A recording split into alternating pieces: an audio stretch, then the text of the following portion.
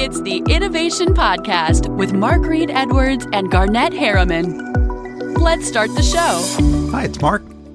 Garnett and I are back with Geraldine Bragg, founder of AnytownUSA. In the first part, we talked about Geraldine's background and career. In this episode, we get into her new venture, something Garnett knows well.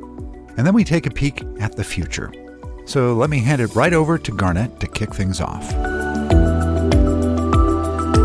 Let's move to the other side of the spectrum, and correct me if my characterization is wrong, but I'm thinking of AnytownUSA as an e-commerce clearinghouse and a startup. But if that's inaccurate, please tell me so, and tell me what excites you the most about that particular project. Well, it's definitely a startup. We launched June 29th of 2018, so we're about 6 months young.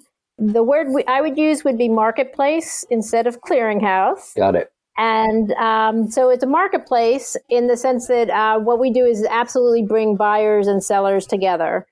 And what that gives us is, endless variety of product and sellers. And it enables us to carry small sellers, so individual crafters and people like that who are hand making things. We also have small and medium manufacturers or even small and medium handcrafters who have scaled up a little bit.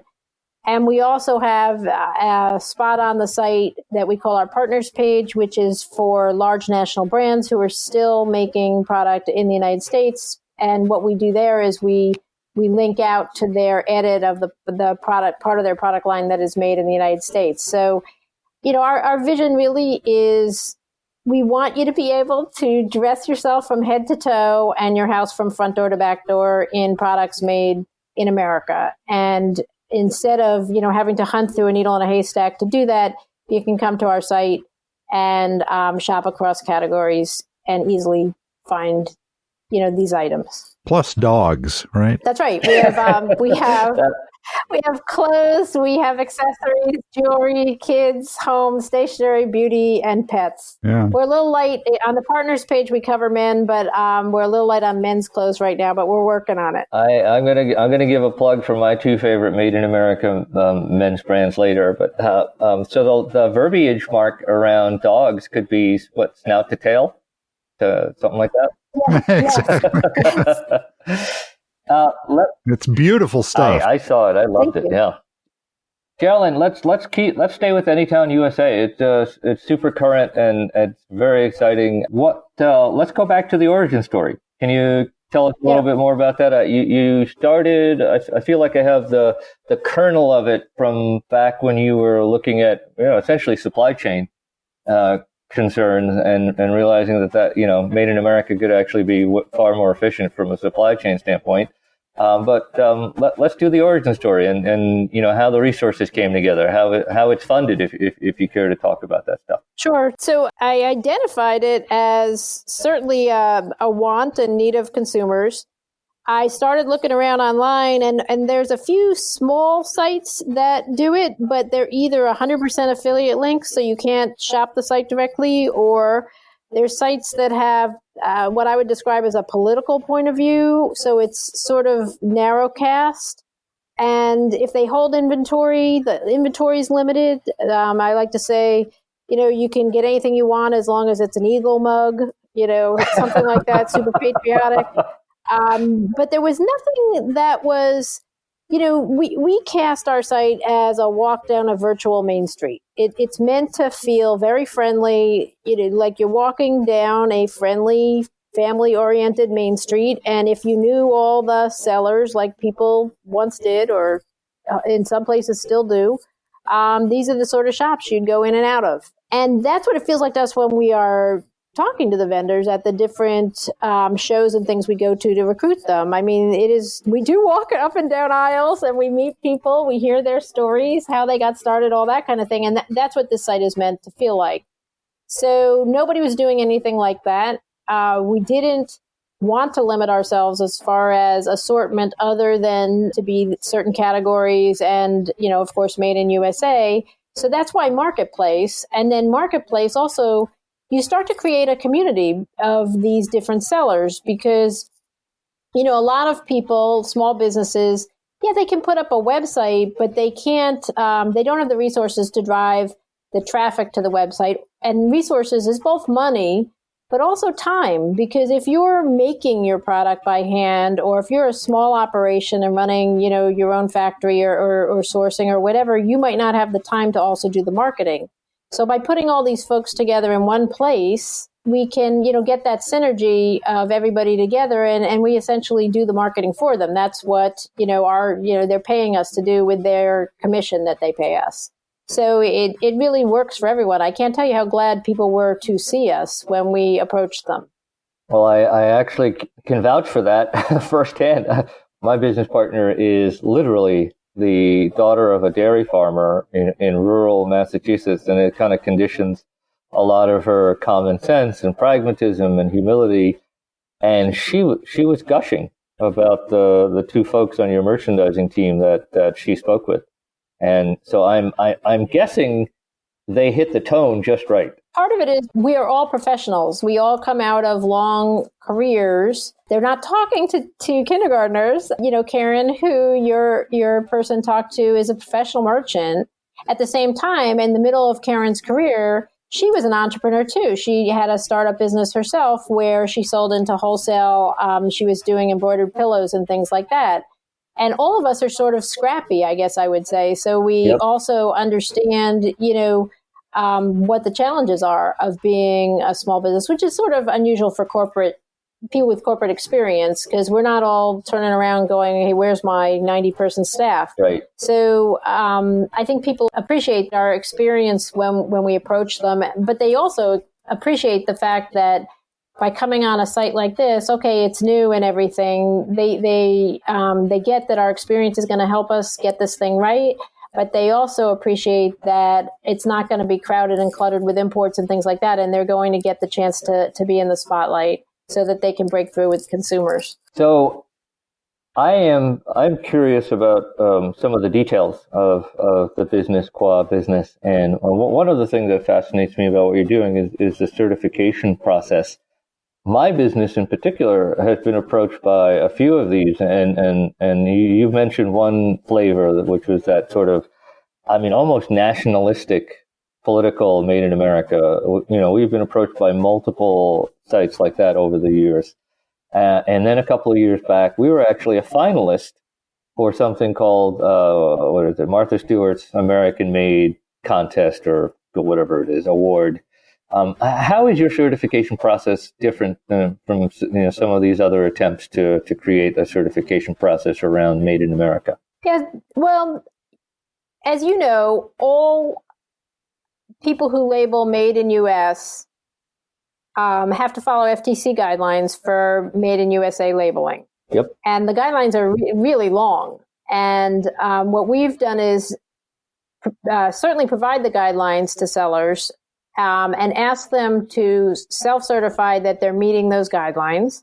And then we do provide, we're not lawyers, so everyone should consult their own lawyer, just like, how they say on the commercials, consult your doctor before starting this exercise program.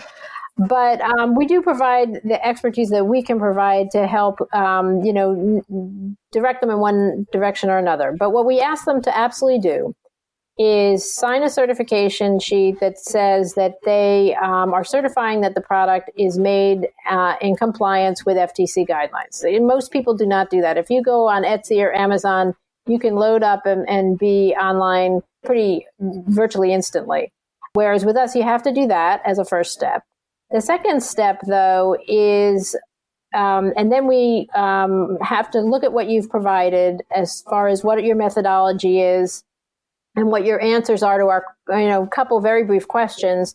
And our head merchant validates you, reads what you're saying, and then you're provided with a registration code so that you can register and get up on the site. Once you're registering or uploading on the site, then you have to identify whether the products, which of the FTC levels of Made in USA you comply with. So the FTC does provide for Made in USA, you have to be all or virtually all made with USA materials. Everybody doesn't hit that. if you get that, you get one of our seals that says Made in USA. If you're made in US with some imported materials, you don't get that first seal, you get the second seal, which says Made in US with some imported materials.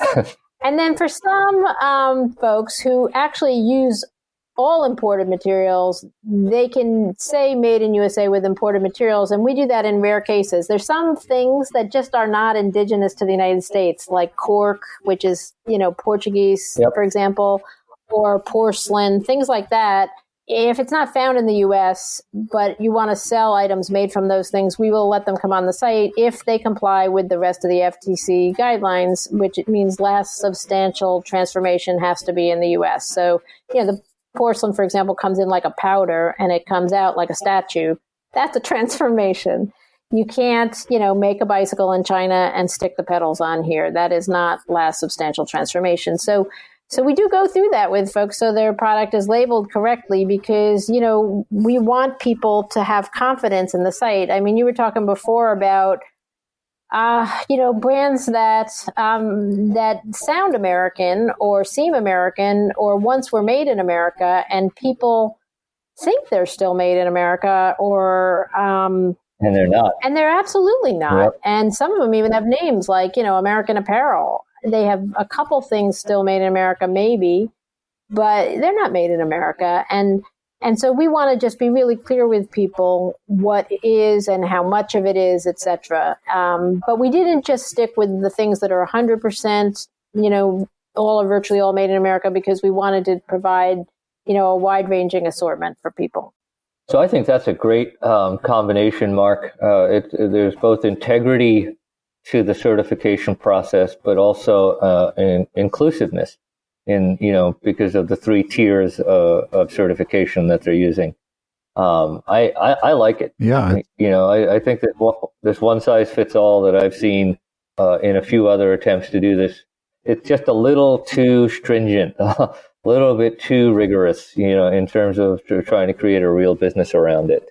I mentioned a little bit earlier that I was going to try to slip in a pitch for the 2 Made in America brands that I love for men's apparel, and I think this might be the perfect spot because I want to ask you more about your partner brands.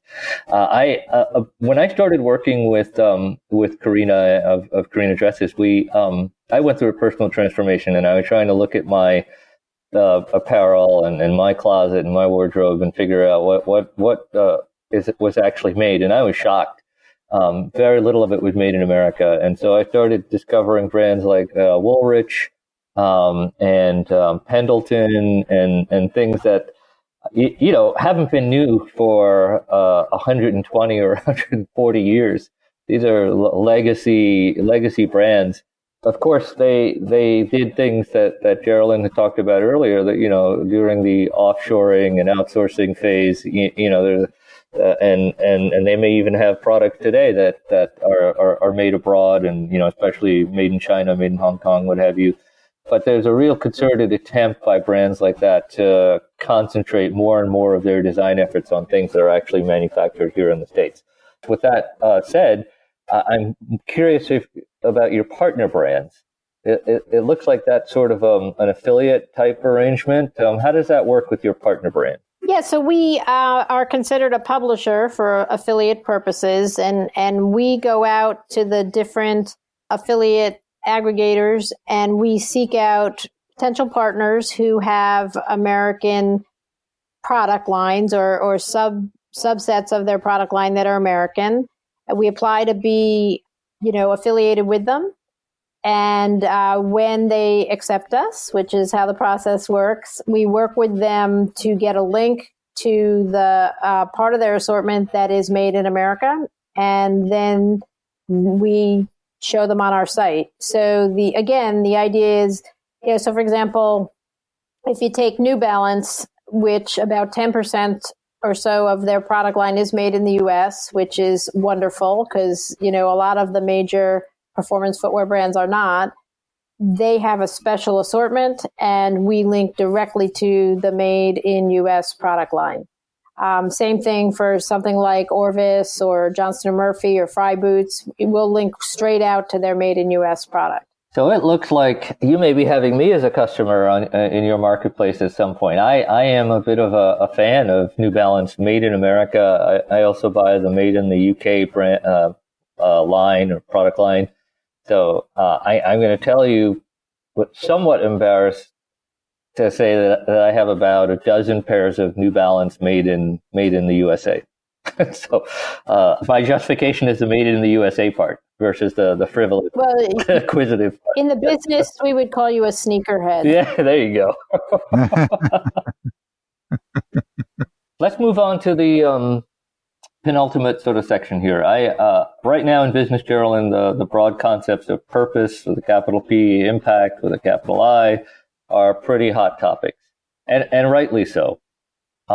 As someone who has multiple family members who are active service or still are active service, and having done business with some pretty high-ranking military officers, one of the trustees for my first fund is a guy named Colonel Jack Jacobs, who's or used to be, I don't know if he still is, the chairman of the Medal of Honor Committee.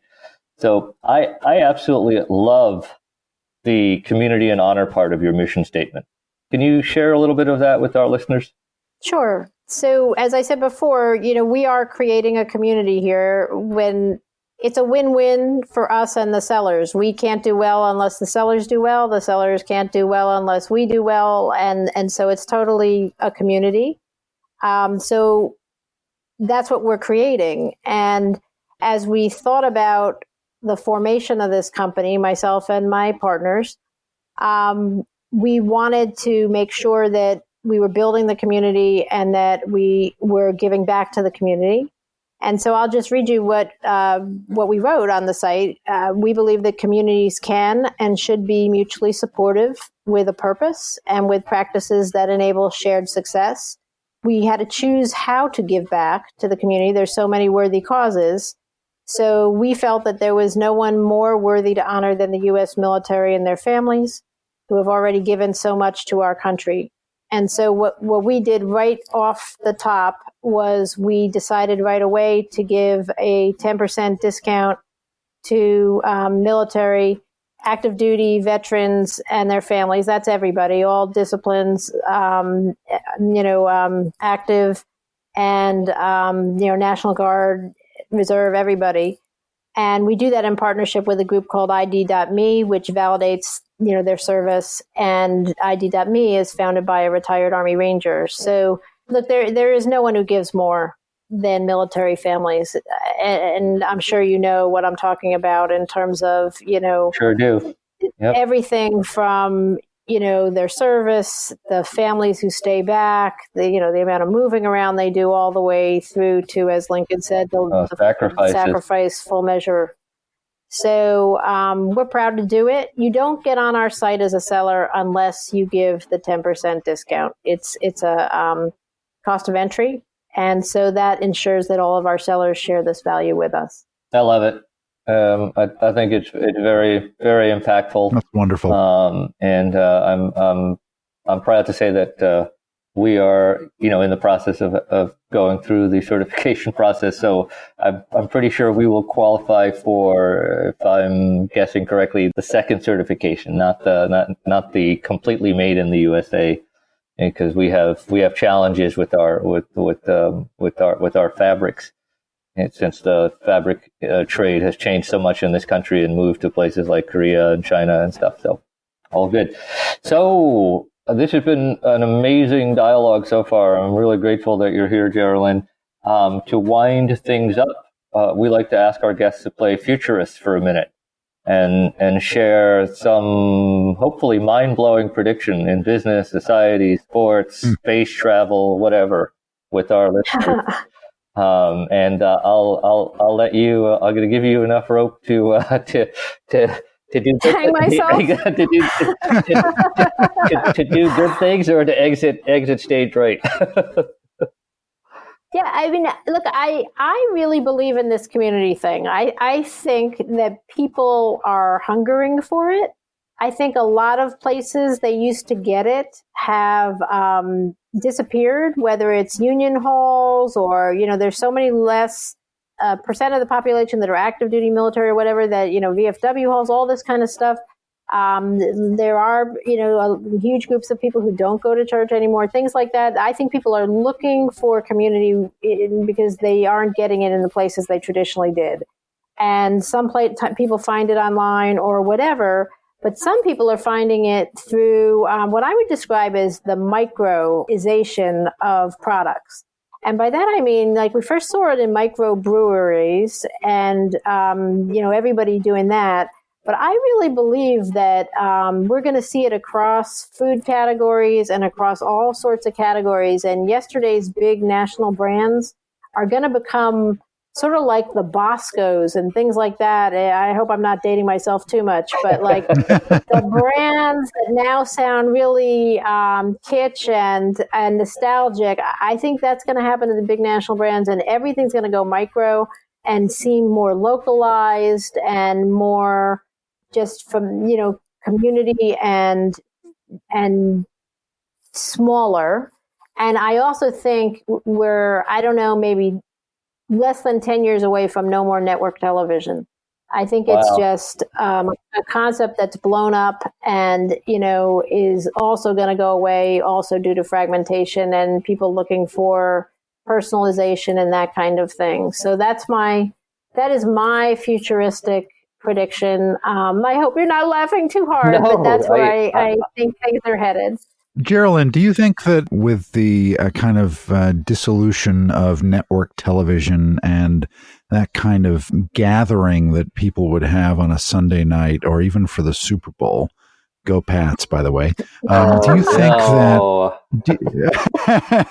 do you think that people will, what you were just saying was people yearn for community, and community, when I was a little kid, was watching the Ed Sullivan Show, talk about dating yourself, right, on a Sunday night, or watching All in the Family, or watching MASH, and those community things that we did together.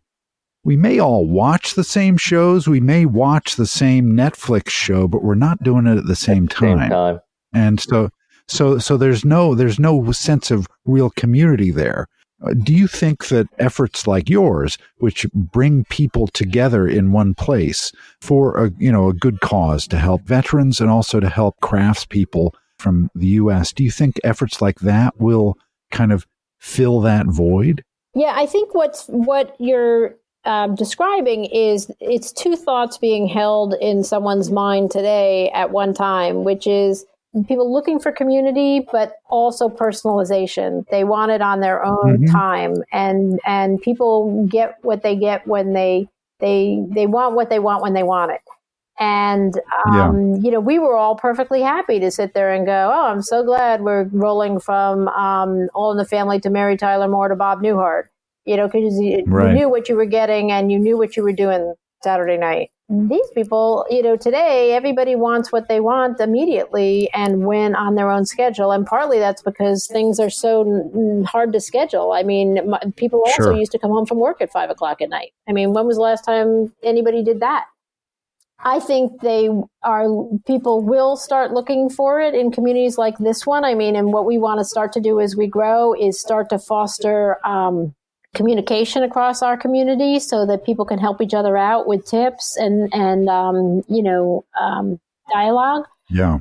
And I think the idea of being in the know about some micro product is a way of having community. Everybody knows about, the big brands, but when you know about some local or regional brand, it's another way of feeling community because it's something that you share that is sort of something localized or something that you feel you've discovered. And, obviously we want people to discover things on our site because that's what we're, trying to, build a business around. So that's my take on what your idea there. This is great. I think we're going to wind it down now. Our guest for the last 45 plus minutes or so has been Geraldine Bragg, who's had a long, trailblazing career as a corporate leader in places like Campbell's, Avon, and Procter & Gamble, and who most recently has launched a very exciting Made in America e-commerce marketplace called AnytownUSA.com. that I think we're all going to be seeing a lot more of going forward. Geraldine, thank you so much for being with us. Thanks for having me. This was fun. What a great discussion. A true Made in America success story, and one with many chapters still to come. Next time, it's Garnett and me sitting here chatting about stuff. We get into opportunity zones and esports. So tune in next time.